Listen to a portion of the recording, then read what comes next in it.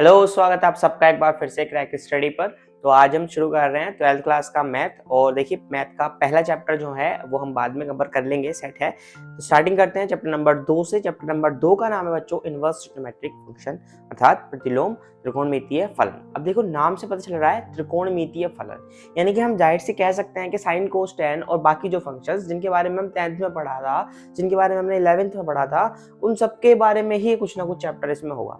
बस इसके आगे एक शब्द लिखा हुआ है बच्चों, प्रतिलोम। प्रतिलोम मतलब इनवर्स, यानी ये जो चैप्टर है, इस चैप्टर में हम पढ़ने वाले हैं इनवर्स ट्रिग्नोमेट्रिक फंक्शन के बारे में। जो हमने पढ़ा था साइन एक्स, आज हम यहाँ पे पढ़ेंगे sine inverse x.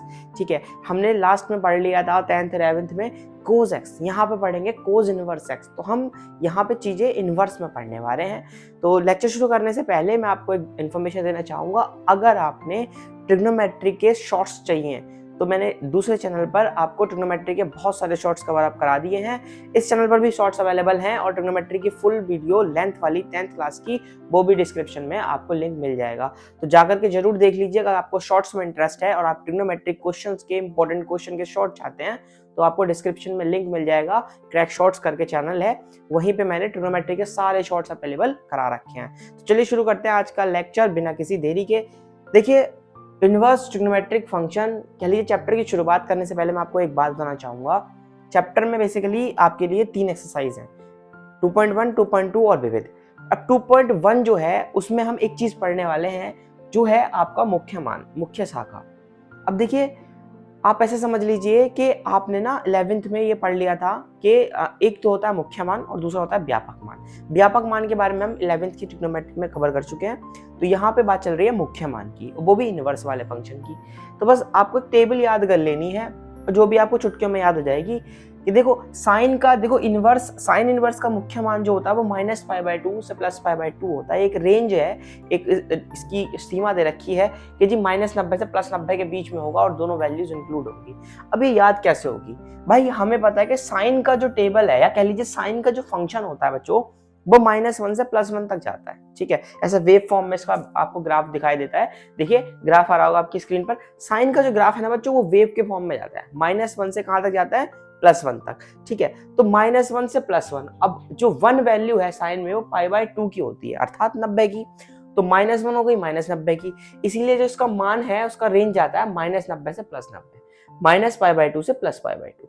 Same as it is cos की जो वैल्यू है वो भी -1 से +1 जाती है, बट कोस में जो 1 वैल्यू होती है वो होती है मेरे भाई 180 की, यानी कि पाई की, क्योंकि कोस 90 पे 0 होता है।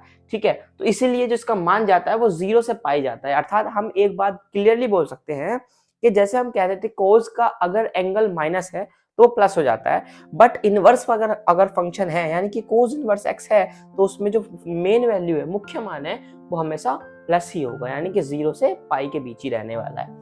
ठीक है, अब कोसेक जो है वो साइन का अपोजिट है, बट एक कंडीशन चेंज है, ये r माइनस हो जाता है। अब r क्या है? r is a real number. r जो होता है वो वास्तविक संख्याओं का समुच्चय होता है। ठीक है, इसके बारे में हम पढ़ लेंगे आगे। बहरहाल आप इस सब में मत जाइए, मोटा मोटा आप इतना समझ लीजिए कि आपको साइन का याद रख लेना है -90 से +90, कोस का याद रख लेना है 0 से pi, same as it is tan का याद रख लेना है। बस ध्यान रखना, ब्रैकेट अगर छोटा है तो इसका मतलब है वैल्यूज इंक्लूड नहीं है। tan में -90 से +90 होता है, बट वैल्यू इंक्लूड नहीं होती। इसी तरीके से कोट का 0 से पाई है, नॉट इंक्लूडेड। सेक का 0 से पाई है, -π/2। ठीक है, ये टेबल याद रख लेनी है, जिसमें मोटा मोटा साइन का, कोस का और tan का याद रखना है। ठीक है, इतना याद हो जाएगा ना, बहुत आसान है। -90 +90, 0 पाई, -90 +90। ठीक है, एक में इंक्लूड है, एक में इंक्लूड नहीं है। अब देखो, इसका टेबल का बेसिकली हमारे लिए यूज क्या है, रियल यूज क्या है, तो उसको हम एग्जाम्पल के तौर पे समझते हैं। आपकी जो चैप्टर है उसका पहला एग्जाम्पल दे रखा है कि साइन इनवर्स 1/√2 का मुख्य मान ज्ञात कीजिए। क्वेश्चन आपको इसी तरीके से देगा जैसे कि नीचे एक और क्वेश्चन हमने ले लिया। ठीक है, अब देखो होगा क्या, आप किसी भी इनवर्स वाले फंक्शन को सॉल्व कैसे करेंगे, आज हम सिर्फ और सिर्फ वही जानने वाले हैं। तो जब भी हमें कोई भी इनवर्स का फंक्शन देगा, जैसे यहाँ दे दिया साइन इनवर्स 1/√2, तो हम क्या करेंगे? Let suppose equals two by x Z, जो आपका मन करे आप वो यहाँ पे इंटीजर मान सकते हैं, बट आप इस इनवर्स वाले को किसी ना किसी इंटीजर के इक्वल मानेंगे। स्टेप नंबर 1 याद हो गया। ऐसा इसीलिए कर रहे हैं मेरे भाई, क्योंकि जो इनवर्स है ना, आप लेफ्ट साइड पे देख रहे हैं तो इनवर्स है, लेकिन अगर अब इनवर्स का मतलब क्या होता है? इनवर्स का मतलब है यहाँ पे 1/sin लिखा हुआ है ना, क्लियरली यही तो मतलब है ना, साइन को ऊपर लिख दिया तो भी तो ये साइन इनवर्स है, यानी साइन इनवर्स का मतलब है कि यहाँ पे 1 अपॉन साइन है। अब जब ये 1 अपॉन साइन लिखा हुआ है, आप इस तरीके से समझिए कि ये 1 अपॉन साइन लिखा हुआ है, यानी यहाँ साइन डिवाइड में है, अगर इक्वल के उधर गया मल्टीप्लाई में जाएगा, तो ये जो साइन है ना ये इस बारी या जो भी आपने यहाँ इंटीजर माना है इसके मल्टीप्लाई में आ जाएगा। तो इसीलिए मैं कह रहा हूँ जो भी इनवर्स का फंक्शन सॉल्व होगा उसका सबसे पहला स्टेप यही है कि जो भी फंक्शन दे रखा है इक्वल टू बाई मान लीजिए या कोई भी इंटीजर मान लीजिए जो आपका मन करे, ठीक है। तो sine inverse 1 upon under root 2 is equal to by, sine inverse का मतलब होता है 1 अपॉन साइन, भाग में साइन है तो उधर पहुंचेगा, गुणा में पहुंच गया तो साइन इंटू बाई, यानी हो गया साइन बाई। अब ध्यान से सुनना, ये जो 1 अपॉन अंडर रूट 2 लिखा हुआ है ये साइन की टेबल के अकॉर्डिंग कोई वैल्यू है क्या? तो हमें पता है साइन 45 की वैल्यू 1 अपॉन अंडर रूट 2 है, बट अगर हमें एंगल इस तरीके से दे रखा है तो हम रेडियन में सॉल्व करेंगे। डिग्री में तो 45 डिग्री है, रेडियन में होता है ये पाई बाय 4, यानी 1 बटा अंडर रूट 2 को कह सकता हूं मैं साइन पाई बाय 4 कह सकता हूं। तो साइन पाई बाय 4 का मान साइन बाई के बराबर है, तो sine pi by 4 is equal to sine by. अब यहाँ पे आपका मुख्य मान का गेम स्टार्ट है। ये जो वैल्यू आई है पाई बाई 4, इसका मतलब जो है ये जो वैल्यू है मुख्य मान के लिए इस रेंज में आनी चाहिए। पाई बाई 4 का मतलब है प्लस 45 और साइन का मान होता है माइनस 90 से प्लस 90 के बीच, साइन की रेंज होती है।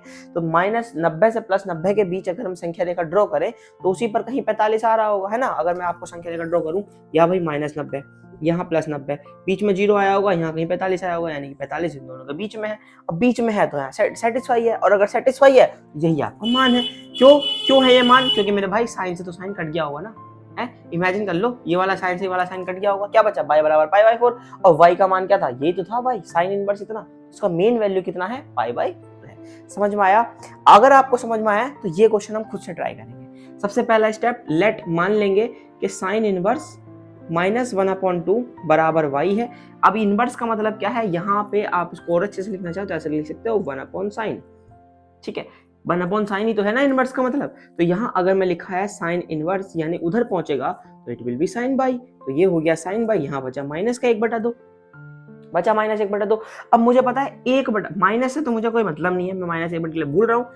1/2 मुझे पता है साइन 30 का मान है, 30 मतलब पाई बाई 6, बोलिए 30 मतलब पाई बाई 6, तो ये पाई बाई 6 का मान है, तो इज इक्वल टू आ गया साइन बाई, लेकिन माइनस था तो माइनस आया।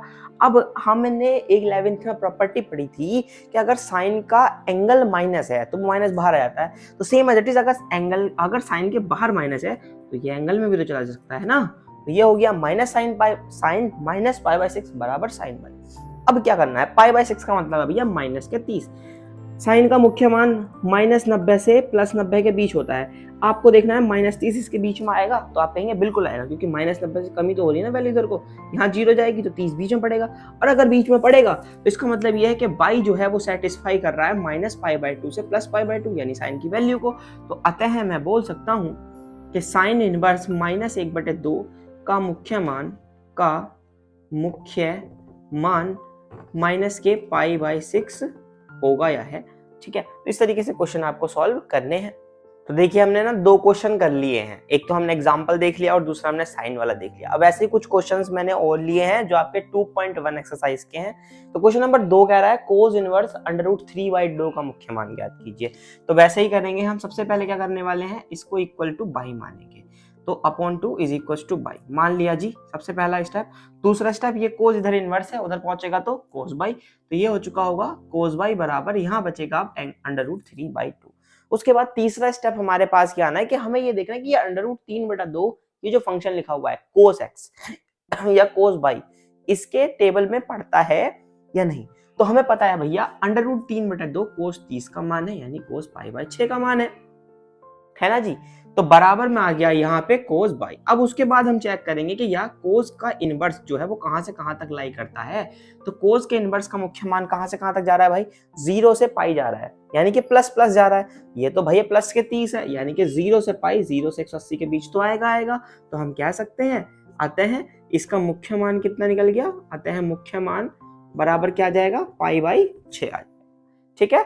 इसी तरीके से देखो ये टेबल है, इसमें बेसिकली आपको ये टेबल देख लेनी है, ध्यान रखनी है, और इसी के अकॉर्डिंग ये सारे के सारे क्वेश्चन आपके सॉल्व हो जाएंगे। क्वेश्चन नंबर 3 ऐसा ही है, 4 ऐसा ही है, 6 ऐसा ही है, 7 ऐसा ही है, 8 ऐसा ही है और 10 ऐसा ही है।